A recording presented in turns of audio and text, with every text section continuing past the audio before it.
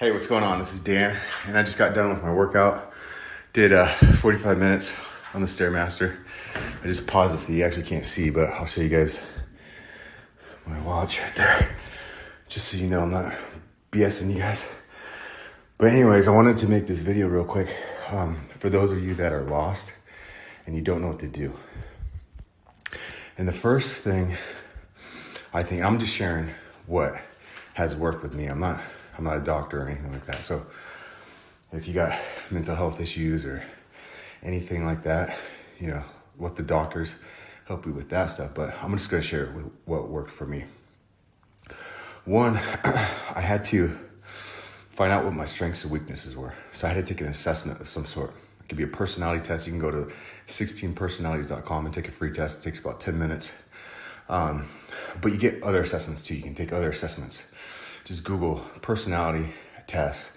And those are good and bad. They're good because they give you a framework, but you have to take them multiple times to really know where you test on an average. Because depending upon your mood or whatever, they can change that as well. So that's the first place I would start, is take a test.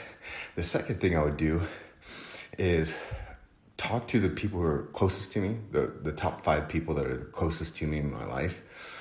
And I would email them or ask them, hey, I'm taking this assessment right now.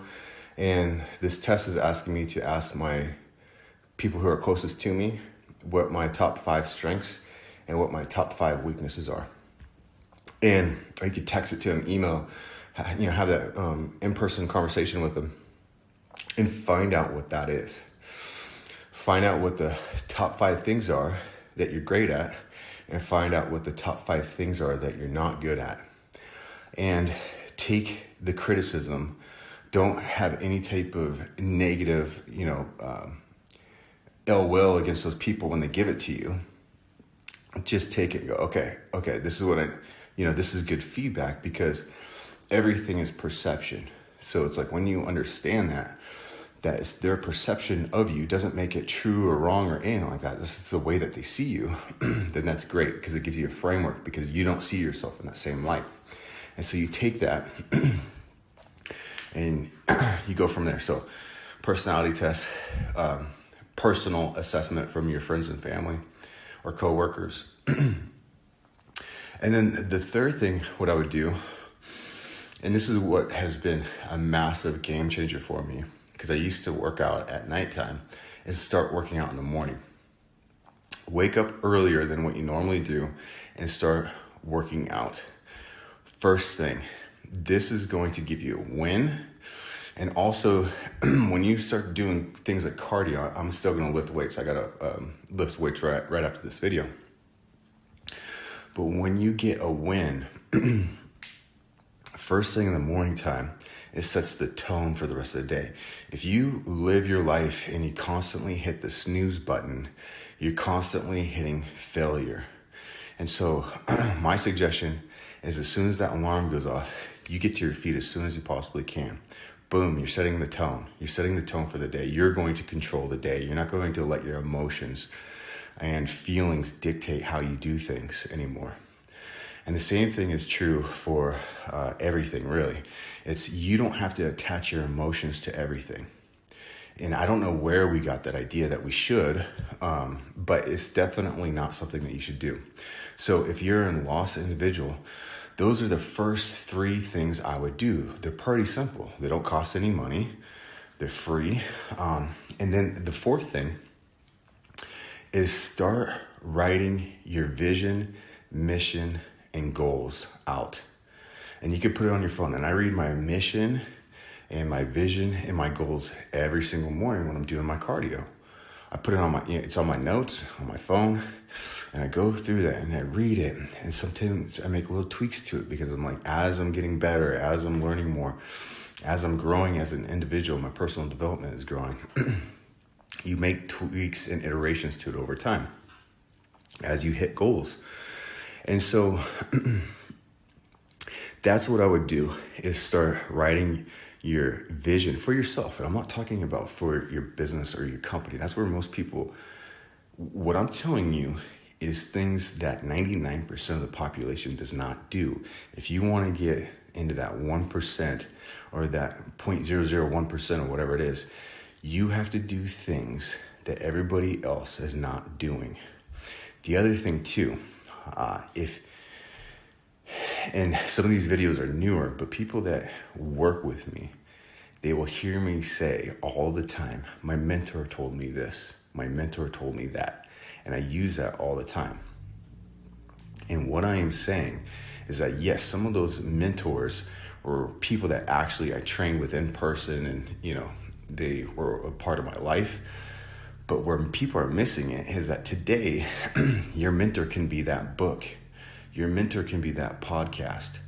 Your mentor can be that course that you sign up for. And it's actually oftentimes better than working with people in person sometimes, not always, but sometimes, because you're getting clear and concise information without all the fluff usually. And so use that information from others and start gaining mentors. Get with people that have the things that you want in life. And when you start doing that and you're starting to gain these mentors and you're getting these influences, then you start to pick up, hey, this works. And you start to take what works and disregard what doesn't work. And so that's the first and foremost place I would start. Take a personality test. Give yourself some framework. There's the personality test myth. That means that once you take it, you're stuck as that personality the rest of your life. And that's not true.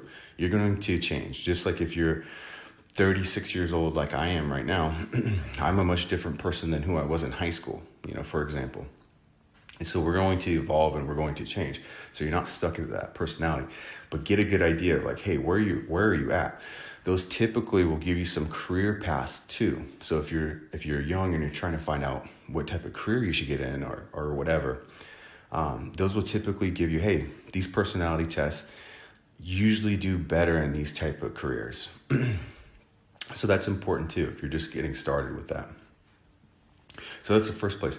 The second place is ask your friends and family and coworkers, the top 5 people in your life. Get a true assessment from them. What are the top 5 strengths that you have and what are the top 5 weaknesses? When you get the weaknesses back from them, don't beat them up. Don't argue with them. Just take it and resonate on it. Okay, I can actually start to see, because in the moment, criticism hurts. It just hurts, right? So you have to take criticism. And that's true just in general in life. Most people suck because they can't take criticism. They can't take that feedback. And that's the way that you should look at it. Criticism is either criticism or it's feedback. And so if you can take the criticism, your life is going to drastically improve because you're going to start making improvements. You're going to start saying, hey, so-and-so does this type of behavior. I don't like that, so I'm not going to do that. The negative people in your life, you look at them as bad people. And I actually look at that differently. I look at negative people in my life that have traits that I don't like. I assess that and I go, okay, I don't want to be like them. So I'm going to do the exact opposite of what they do. I also do another thing too. And this is true, I think, for most people. When we see something that we don't like in somebody else, it's oftentimes something we see in ourselves that we don't like. And so that's why there's that reaction of repulse, you know what I mean? And it's because we see that in ourselves sometimes. So it's like if I see somebody being lazy, I get repulsed by that because I know that I can be lazy and I don't want to be lazy. So those are the things that you have to be cognizant and aware of. So the third thing is you got to write your mission, your vision, and your goals down. Start writing those things down. You can put it in your notes, read it every single day. Now, I know that most people aren't going to do that. And I think that that's a shame, because if you actually start doing that and you create the person that you want to be and stop looking at things from a short-term perspective, you start looking at it from a long-term perspective, as in 5 years. Do 3 to 5 year increments. because you can't make change in a month. You're not going to make drastic change in a month. It's going to take you a year. It's going to take you 2, 3, 5 years. So start thinking more long term and really start to analyze who is the person that you want to become. Where do they live? What kind of clothes do they wear? Where do they? What kind of cars do they drive? How do they talk to other people? How do they treat themselves? How physically fit are they? You start to go down and you start to create that person and identify, okay, these are the things that I want, and these are the things I'm going to have to do to get that. Your vision and mission statement. Now, I'll make some videos going more into detail what that is, but just Google it. Google how to write a vision statement, how to write a mission statement. Find out what that is. It's always going to be for business, but you got to mind your own business, at the end of the day. And so basically my perspective is nobody creates a mission and vision statement for themselves. They do it for businesses all the time, but they don't do it for themselves. And that's a shame. The fourth thing is the early morning wake up and workout routine. That is something that you got to do. And I might have confused those two together with the workout and whatever, but start working out and start doing it consistently. 3 days a week minimum.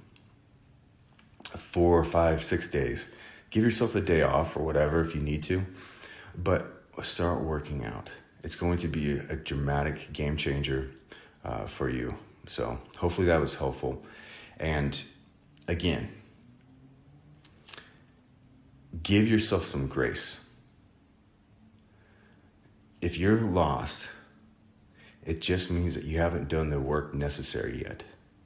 That doesn't mean that you're going to continuously be lost the rest of your life. All it means is right now, you're looking for an answer.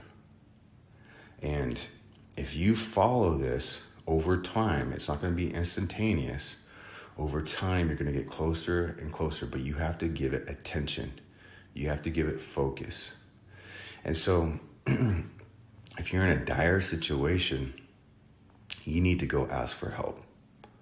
Like if you're homeless or something like that, you have to go get the help that you need to get back on your feet. But if you're in a situation where things are okay, you feel blah, or you just feel kind of like you don't have a purpose. If you don't have a purpose, your purpose in life is to become the best version of yourself. So when that actual purpose from God or the universe, whatever it is that you want to call it, I call it God, but when that actual purpose becomes clear, you're in a position that you're prepared enough to take opportunity of it. I'll see you on the next video. Peace.